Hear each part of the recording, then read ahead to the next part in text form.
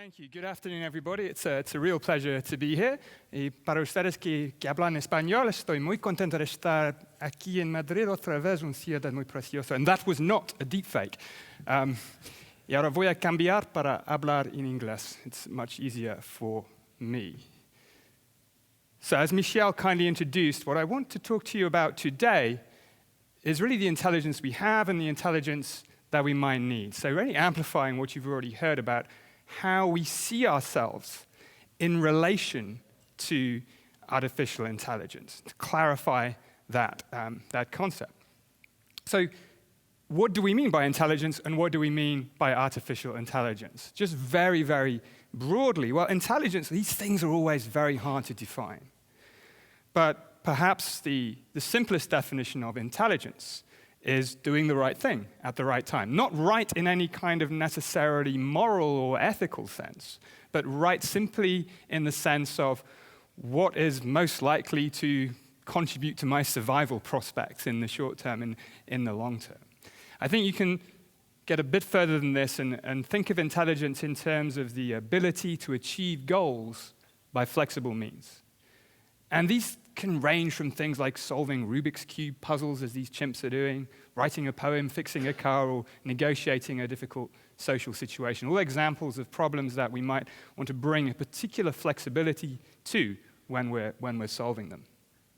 Now, artificial intelligence, in the broadest sense, really, then are artificial systems that exhibit this kind of intelligent behavior. And as Michelle already mentioned, AGI is this kind of concept that I think I agree with him, is not helping when we think about our relationship to artificial intelligence, but it's these hypothetical systems that reach and exceed human intelligence. And of course, as soon as they've reached the level of human intelligence, they've already exceeded it, because artificial systems already exceed us in many, many ways. Now, it's always hard to find a visualization, I think, for what we're dealing with when we're dealing with AI. I was really struck. I was in a Ars Electronica digital art festival in Linz in Austria a couple of months ago. There was this piece which was a visualization of what's going on inside the neural networks of a neural network model that's doing image classification. And this is really what most of the AI systems that we use are all about. Many of them are based on these neural networks, these abstractions of the brain, or of a brain in general. And they're intrinsically computational. There's some hardware and there's some software, and the software runs on the hardware but is in principle separable from it. I mean, that's what makes computers as we know them so useful, so widespread, is that the same program will do the same thing even on a different computer. There's a strong separation of scales between these two levels. Now, this way of thinking about AI has deep roots. Many people, I think, rightly would trace it back to Alan Turing. Alan Turing founded both the idea and the discipline of computer science by really defining what we mean when we say something computes. This is not something that applies to everything in the universe. It's a very specific process involving algorithms that map from some numbers to some other numbers, but not all numbers to all numbers. It's a very specific kind of thing, and he demonstrated, of course, that there's a certain class of systems, we call them Turing machines, that can, in principle, perform any kind of computation that we might describe. But computation, again, is just a limited set of things that do things. Not everything is a computer, not everything is computational. Now, Turing was also famous for posing the question, can machines think? We heard about this already. So in this sense, he's the founder of one way of thinking about artificial intelligence. And this is a way that emphasizes the disembodied, the rational, the linguistic, these aspects of intelligence that we might normally think of being distinctively human, that set us apart from other species and from the natural world in general. We as a species have a habit of doing this, focusing on those things that we think make us apart from nature rather than a part of nature. So this tradition of thinking about AI, of course, has been very strongly represented in that beautiful montage of science fiction films that we just saw. But there are other kinds of AI. Again, we've heard about them already. I picked the same example because I also found it was extremely exciting. This is AlphaFold from DeepMind. Similar kind of architecture under the hood. but it sort of evokes in us very different kind of feelings. We don't think AlphaFold 2 is going to take over the world and destroy us. It's doing something else. So there are many reasons, I think, to be excited about AI. We've heard some of them.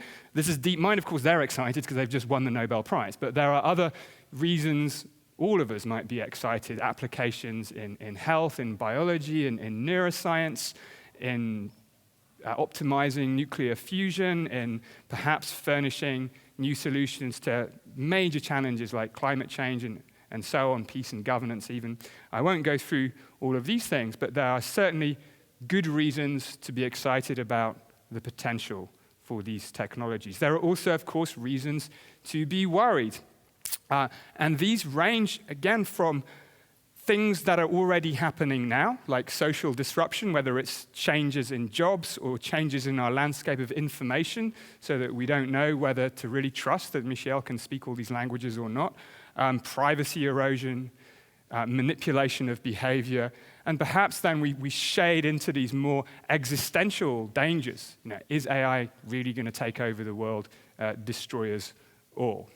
So the landscape, I think, it's useful to classify it. And I think this is really one of the main things I want to convey today, is that there are a bunch of near-term and relatively certain benefits that AI might bring us in all of these different kinds of areas and possibly many more. AI can empower people. We can code in natural language. This is incredibly empowering for people who find coding difficult.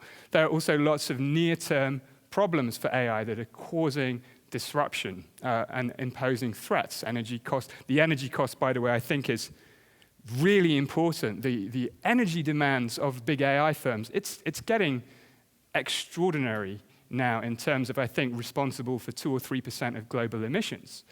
That amount of energy is being used. Human brains clearly don't impose those kinds of energy demands.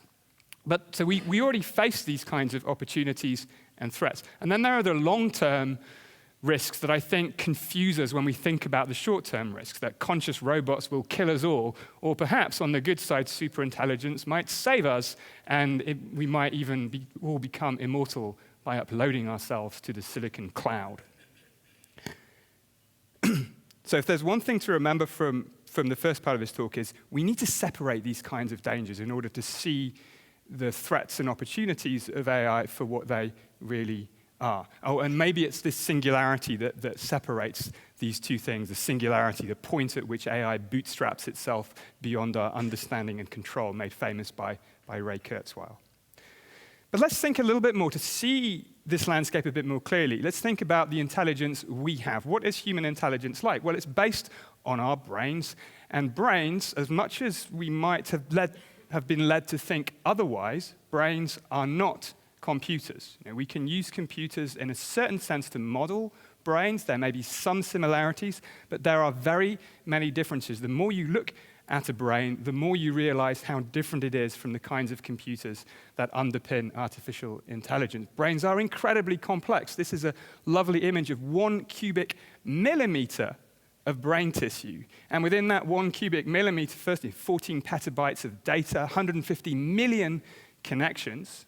The human brain as a whole, if you counted its various synapses, its connections, one every second, would take you 3 million years to finish counting. It's an incredibly complex system. It's embodied and evolved. Brains evolved over hundreds of millions of years, not to solve abstract problems, perhaps in response to human stupidity. I love that point. But they evolved to do particular things. We have general purpose intelligence, but it's not as general as we might think. Brains evolved in the context of specific environments to help us survive and thrive. Brains also underpin human consciousness. Now, I will explain in a minute that consciousness and intelligence are not the same thing, and our tendency to confuse these things is another reason that we get confused about the overall landscape of AI and general AI and so on. Consciousness, very briefly, is any kind of subjective experience whatsoever, the redness of red, the sharpness of a pain. Intelligence, as we've seen, is doing something, doing the right thing at the right time. Intelligence and consciousness may go together in us, but they don't go together always in us, and they certainly don't have to go together in general. So we're going to talk more about consciousness in a bit.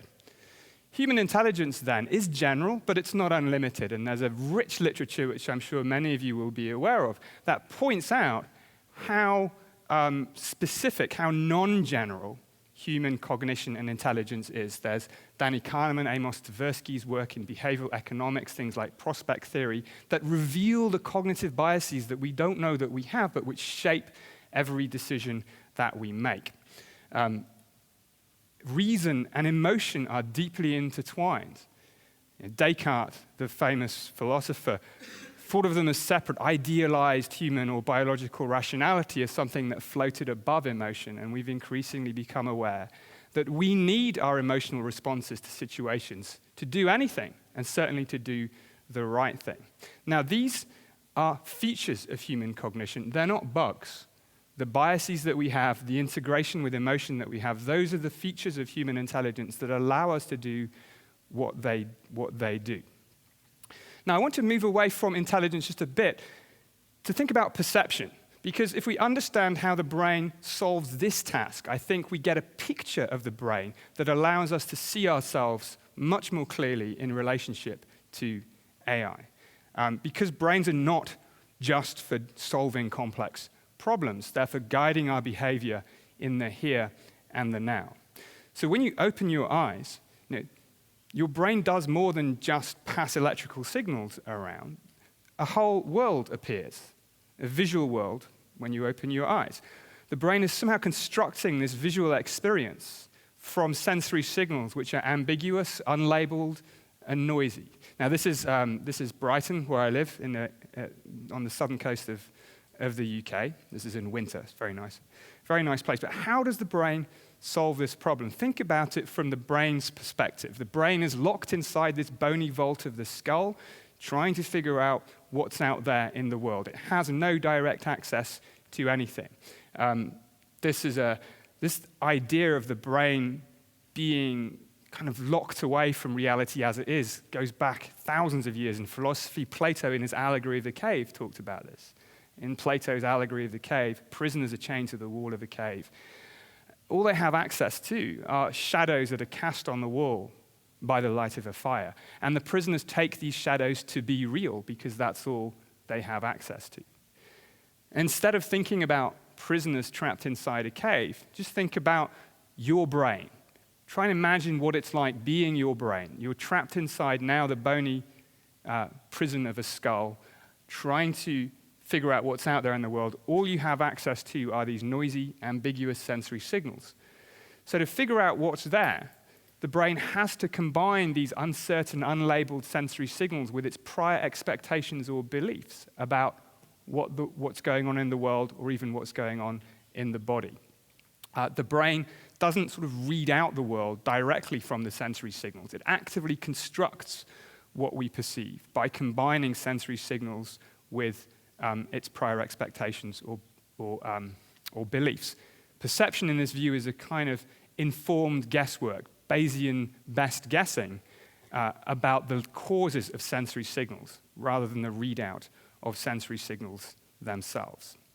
I'll give you one example of this just to show how deeply the brain's expectations shape our experience. How many people have seen this before, by the way? This is a fairly common visual illusion. It's one of my favorites. Not many. Okay.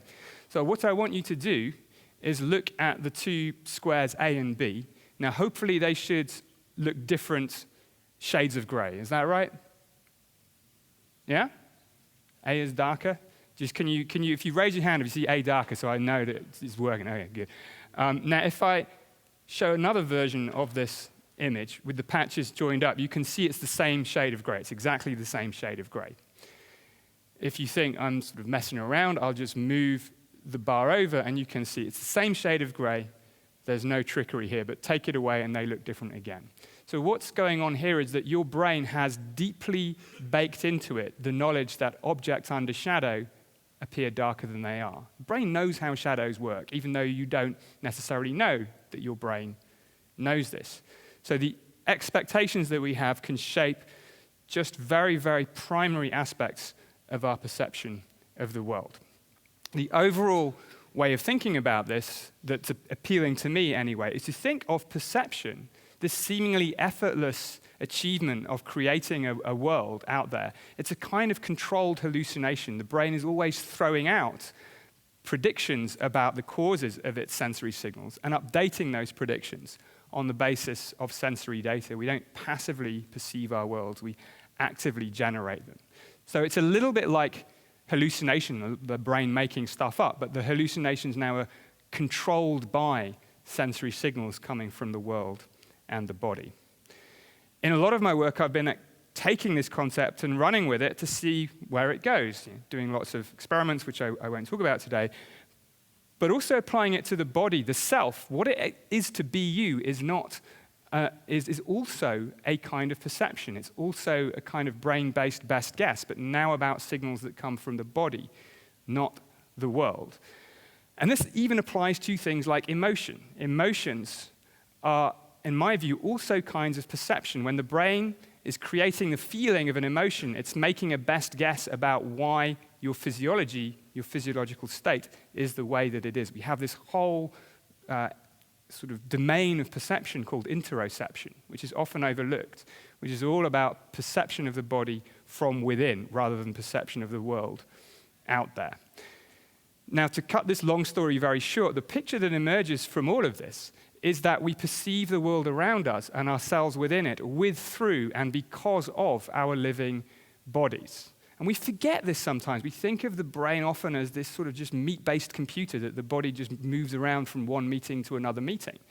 But brains evolve, develop, and operate in the moment and across time in light of this evolutionary imperative to keep the body alive. That's the fundamental duty of any brain. And if we forget that's what brains are, that's what they do, then I think we misunderstand this mass of matter that we have inside our heads. Now, the longest story is in the book.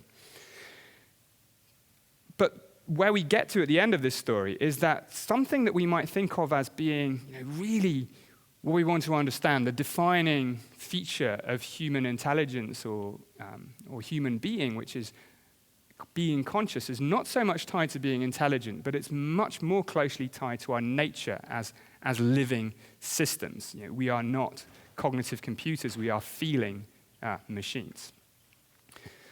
So with that in mind, in the last part of the talk, I just want to hold that view of what brains are, what they are for, and this idea of how perception and cognition and consciousness are all a very tightly woven together bundle of features of our own minds, how that helps us clarify this landscape regarding AI. So we can ask the question, we have artificial intelligence, will that lead to real consciousness? I think this is an idea that you see surfacing again and again in all these science fiction movies. Maybe this is the singularity, maybe this is AGI. But how likely is this to happen? Well, a lot of it has to do with our own psychological biases. I think it's very unlikely, and we overestimate the likelihood because we often ignore our psychological biases. Intelligence and consciousness are not the same things. I've said this already. They may correlate, but they're conceptually very different. Consciousness, any kind of experience. Intelligence, doing the right thing at the right time. So why would we even think that AI could be conscious? Well, we have this tendency to put ourselves at the center of everything. Michiel had a slide about this too. Human exceptionalism. We think we are special, and we take those aspects of ourselves that we think set us apart from nature and sort of bring them all together. So we know we're conscious, we think we're intelligent, so we couple those two things together. And then we're also, as well as being anthropocentric, seeing things through a human lens, we're anthropomorphic. We project qualities into systems on the basis of perhaps superficial similarities. And we do this especially when we see something behave in ways that we think of as being distinctively human. And I'm always struck by how powerful this anthropomorphic bias that we have can be. And I recently came across this lovely example of this, which I just wanted to take a minute to show you.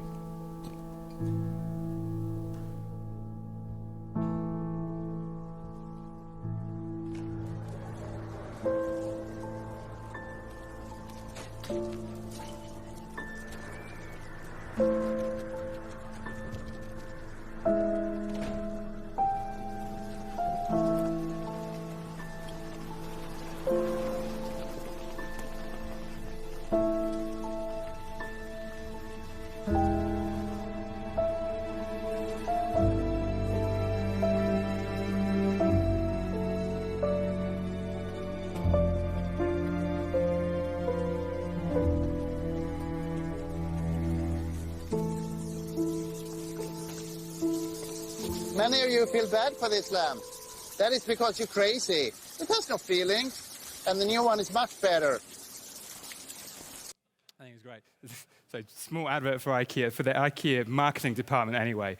I think, we do feel that obviously the music's doing a lot of work, but we just project things into systems even when we know there's no basis for them. This tendency, I think, is especially apparent with the language models that we have today. It's because these language models have the ability to speak to us that they engage our anthropomorphic and our anthropocentric biases much more than, say, systems like AlphaFold 2 do. We don't care so much about AlphaFold 2. Things that speak to us, speak to us. A small point, I think you made this earlier as well. There's all this idea that language models hallucinate when they make stuff up. I wish people would stop saying that. Hallucination, again, encourages us to think inaccurately about these systems, because hallucination is all about perceiving, experiencing. When we think of somebody hallucinating, we think of someone having an experience. Language models, there's no reason to believe they do. As Michel said, confabulation is a much more precise, if less appealing word. Making stuff up without knowing you're doing it. That's what people do when they confabulate. That's what language models do too. And the point about language models is when we project qualities into them that they probably don't have, like consciousness or even understanding, I think we denude ourselves of the richness of being human. We forget what a conversation is if we think a conversation is something we have with GPT. Sherry Turkle put it beautifully, I think, when she said that technology can make us forget what we know about life. Another bias I think we're all susceptible to is the bias of the exponential. We always feel that we're on this moment in time where things ahead of us look impossibly steep and things behind us look relatively flat. Now, the problem with an exponential curve is wherever you are on it, that's what it looks like. You will always feel like you're at this critical point anywhere on an exponential curve, because that's what an exponential curve is. So the nature of that kind of curve, again, enforces this kind of lack of clarity in thinking about where we are.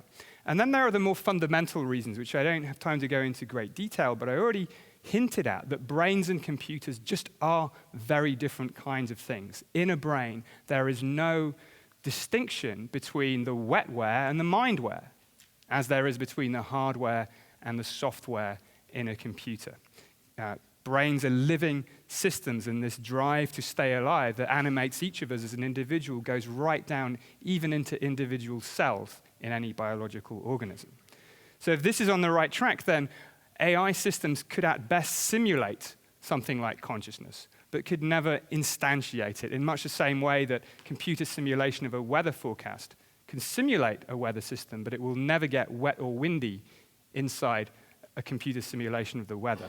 And we don't expect it to. We don't get confused about that. But somehow we think that a computer simulation of the brain will have this property of being conscious as well. But it's possible, but I think it's very unlikely indeed. And I'll finish just by asking, why did this matter? I've gone from laying out this landscape to talking about perception and consciousness and arguing that AI is not on a path to becoming conscious. I think this matters because, firstly, I might be wrong.